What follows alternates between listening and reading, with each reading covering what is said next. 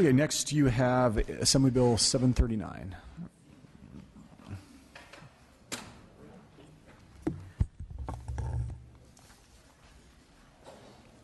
Thank you again, Mr. Gatto. Just this year, a California telecommunications company was the target of thousands of cyber attacks. But it was defended by a rapidly evolving security system. With each attack, valuable information was generated about internal vulnerabilities as well as the source, methods, and nature of this particular attack. This information was then rapidly transmitted to industry partners who patched up their similar vulnerabilities or flagged that particular threat, preventing another disastrous breach of data impacting millions of Californians. We didn't hear about this story because, like the neighborhood watch activity in the real world, we do not hear about the home burglaries that do not happen. In the same way, we cannot assume there to be a liability when security camera footage is shared with a neighbor or law enforcement to provide evidence of suspicious activity or an attempted break-in. That's what this bill is all about. AB 739 would create an exemption from liability for private entities who are actively sharing cybersecurity threat information with their industry peers for the purpose of reducing vulnerabilities and improving preparedness. This exemption is needed because currently the risk of legal action associated with this transfer of information has discouraged the private sector, particularly small businesses with smaller security budgets, from engaging or investing in these security practices. Simply put, this bill incentivizes the use of the best tool companies have to defend themselves, sharing threat information with industry partners, which enables corrective or defensive actions before a vulnerability is exploited. This practice of information sharing is widely recognized as a best practice for combating cybersecurity threats. The National Governors Association, the U.S. Chamber of Commerce, and our state cybersecurity task force are amongst the many groups that promote this practice. AB 739 will empower California businesses to defend themselves from modern-day threats and protect the personal information and economic well-being of all individuals in the state.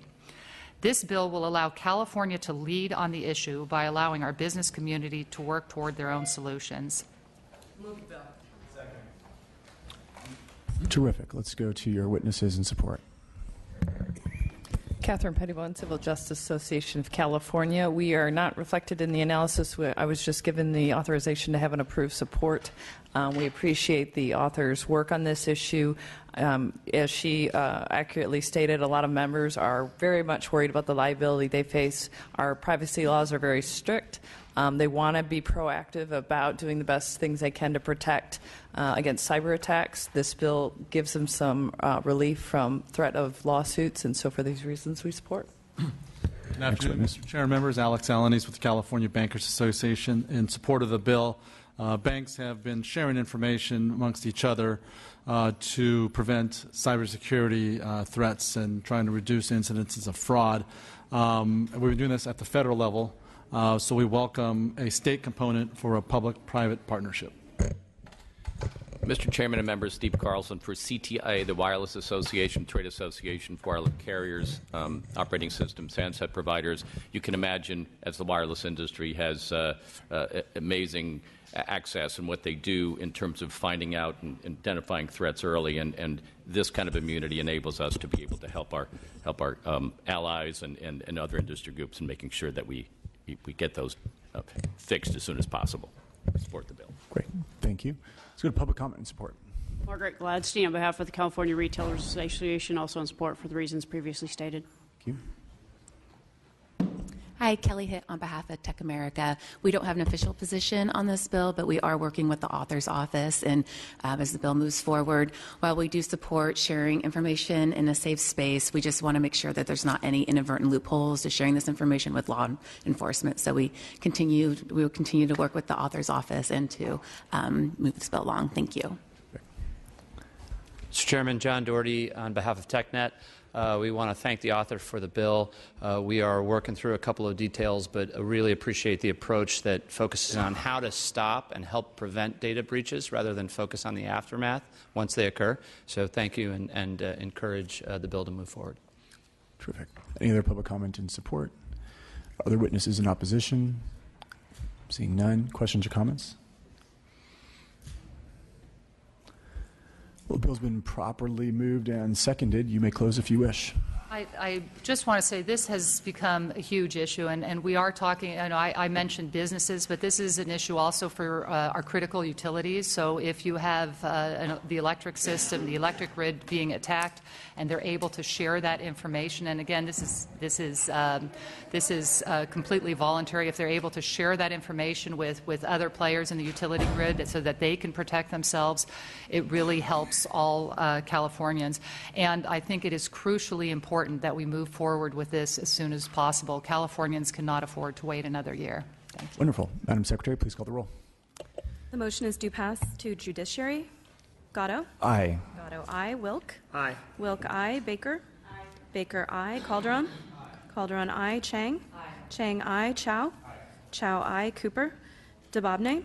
DeBobne, aye. Dolly? Aye. Dolly, aye. Gordon? Aye. Gordon, aye. Lowe. Terrific. That bill's passed. We'll hold the roll So open. much. I appreciate your support. Thank you. Next, we have Mr. Chow, and I see in the audience some very patient sheriffs. Welcome.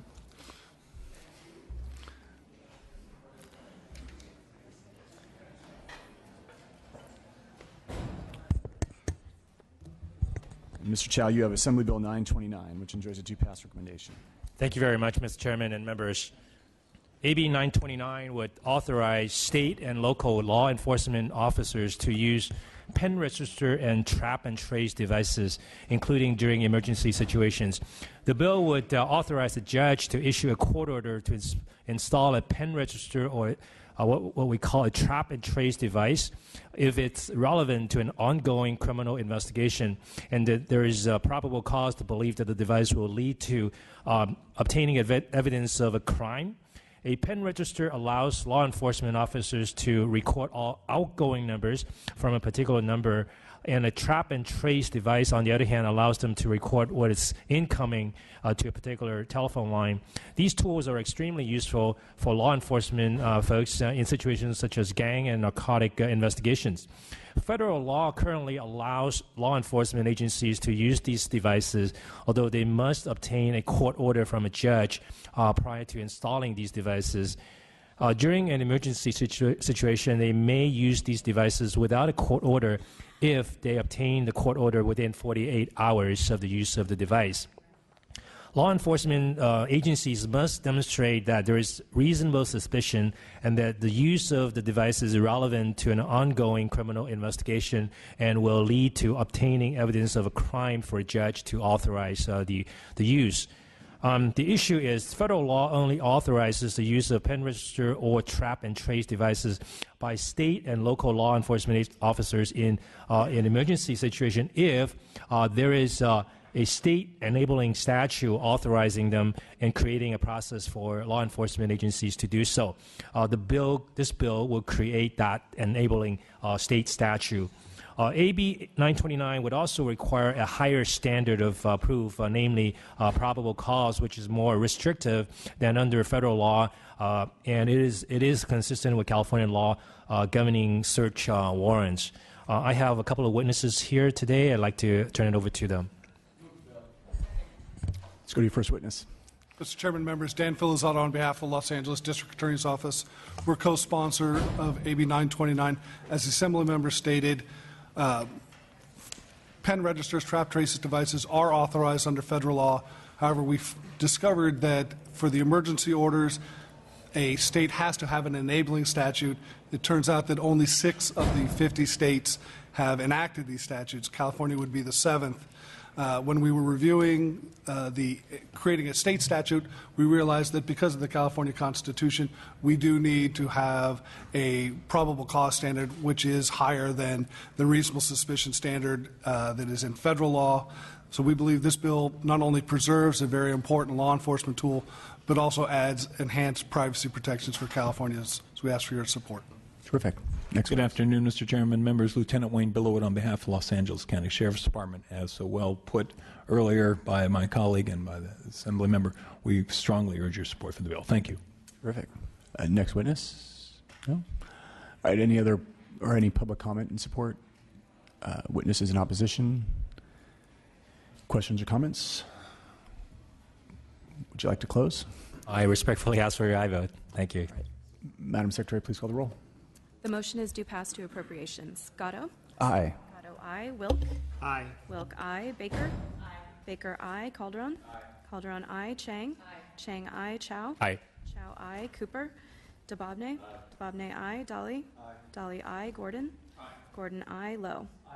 Lowe, aye. Your bill is passed. We'll hold the roll open for a couple more minutes for people to add on. Thank you very much. Okay, I'm going to turn the gavel to our illustrious vice chair, presuming he behaves, and present a, yeah, I know, to present a committee bill.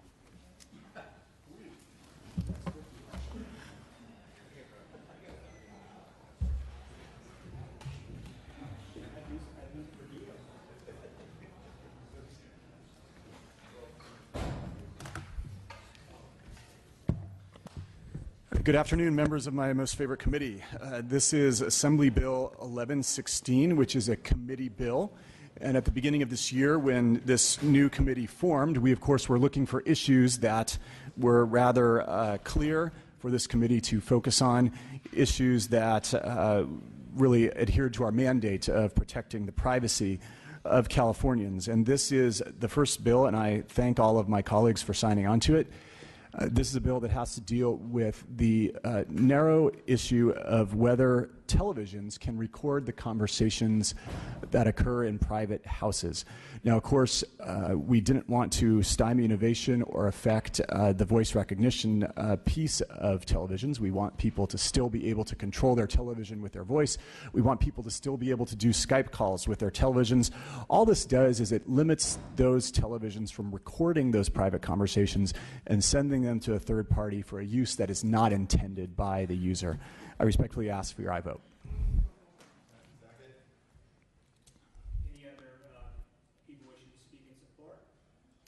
Yes, I am Danielle Kiando-Kaiser on behalf of Privacy Rights Coalition in support of this bill.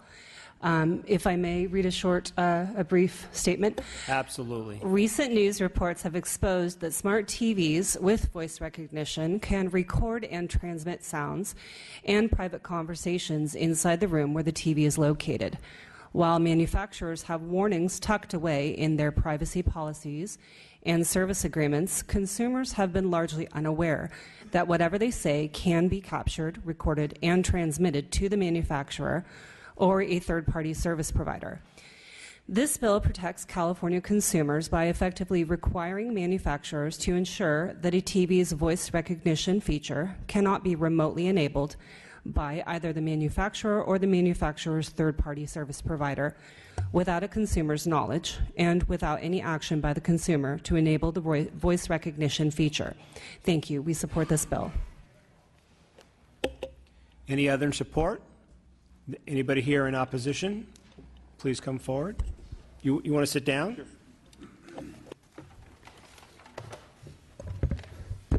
And we are a tweener. Kelly Jensen, representing the Consumer Electronics Association. We very much thank the author and staff for their time. We are working through issues related to the bill and its provisions. Believe we can get there. Obviously, this is a very exciting product and one that manufacturers in the TV space are quickly putting in more and more models that consumers are asking for. So we want to make sure that they are protected and that innovation is not stifled in this area, but we have the utmost confidence that we can help the committee and the chair with a work product that meets everyone's goals. Thank you very much. Mr. Vice Chair, members, Jeremy Mers on behalf of the California Chamber of Commerce. We're in the same posture. We are have no position on the bill right now. We thank the author and the author's staff and the committee staff and all the co-authors on the bill for the process so far.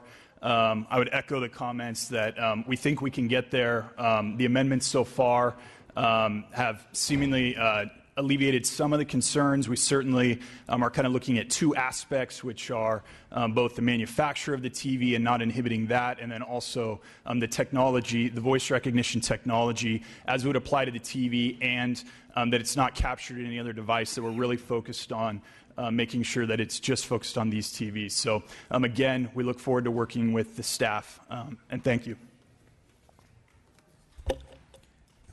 Mr. Chair, any questions or comments from the committee members? Mr. Gordon. Just a quick comment.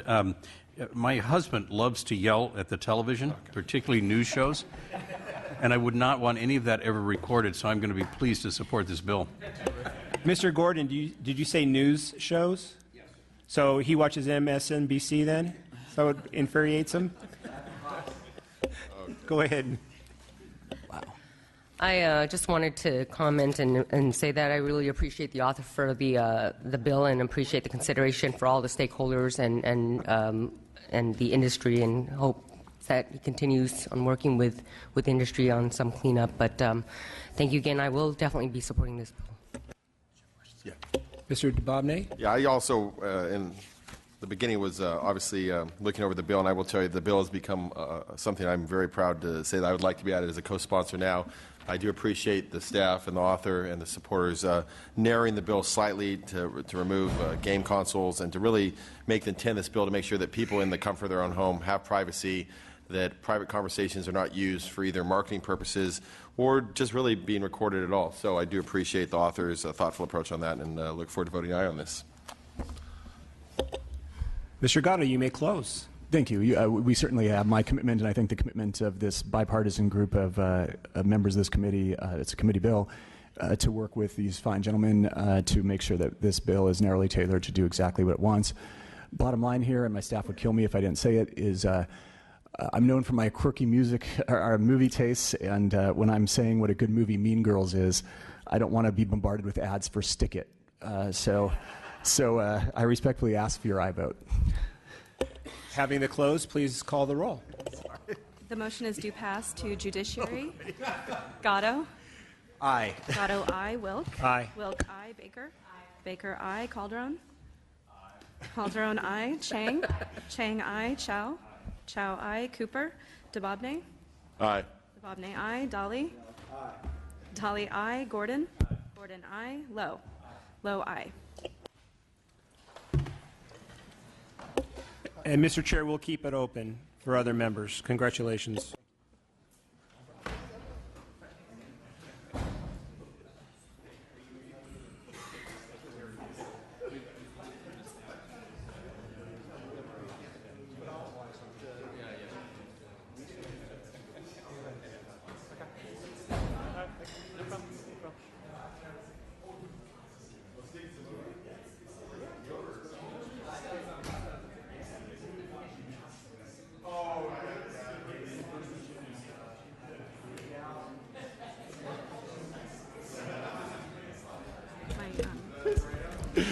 Yeah, that was Aaron. Okay, we're going to hold the roll open for a couple more.